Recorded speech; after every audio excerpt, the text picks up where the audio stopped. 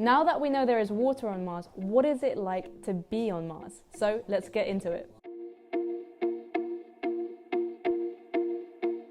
So Mars, why is it called Mars? Well, Mars was named by the Romans as it's their god of war, and that's because of its reddish appearance, which is reminiscent of blood. Now Mars has two moons, Phobos and Deimos. Phobos means fear and Deimos means panic, and these were the horses that pulled the chariot, which was the chariot of the god of war. I keep referring to Mars as the red planet, and that's because of its reddish appearance. But why is Mars red? This is because of the iron minerals in the Martian dirt, which oxidize or rust, giving that red appearance. Companies want to go to Mars, but there's some pros and cons. So some of the pros of going to Mars is that there's a solid land surface.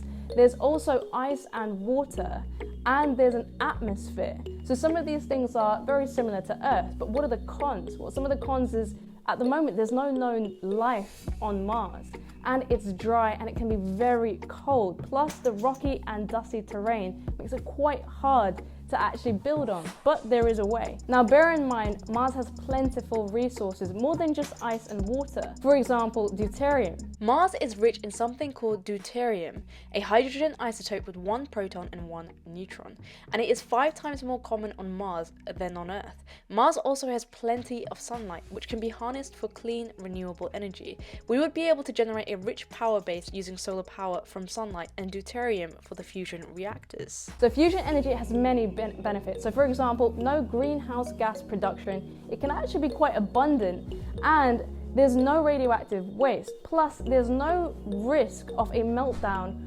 or exploitation for nuclear weapons. The con, though, is the initial cost of trying to create this technology. Now, there's plentiful sunlight on Mars, similar to Earth, which means we can use that sunlight for, growing fresh food or plants. Not only that, we can actually use the Martian soil to actually help grow plants. And Martian soil has most of the, essential micro and macronutrients needed to grow plants. But Mars has much more. It has iron, copper, and carbon, which can be used for further industrial manufacturing of construction materials, making industrial expansion self-sufficient. There are a lot of similarities and differences between Mars and Earth. So, for example, Mars is much smaller than Earth. It's actually half its diameter.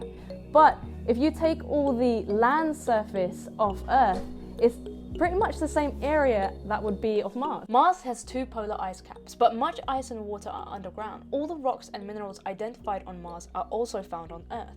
Mars also has lower gravity than Earth, 38% of Earth's. This is one of the reasons Mars ended up with enormous volcanoes. Early on, Mars had active volcanoes.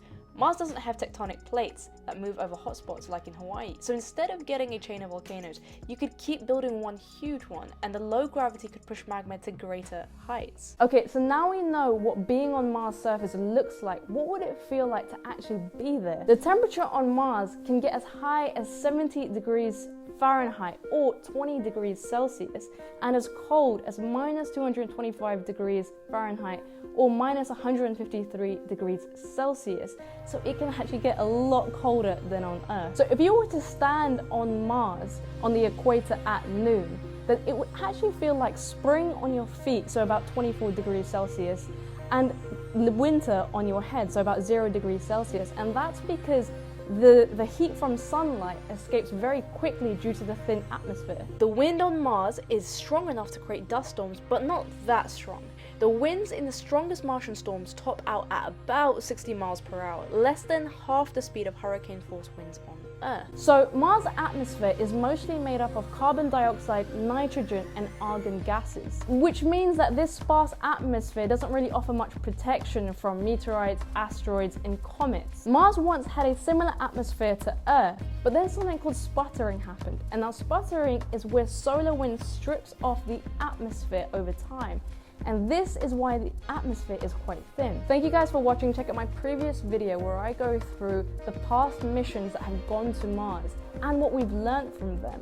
So now we know what Mars has. What would it be like to actually settle on Mars, and how are we going to terraform the red planet? Now this is what I'm going to be talking about in my next video, so keep an eye out for that. Until next time, make sure to like, comment, and subscribe, and hopefully one day I will see you in space.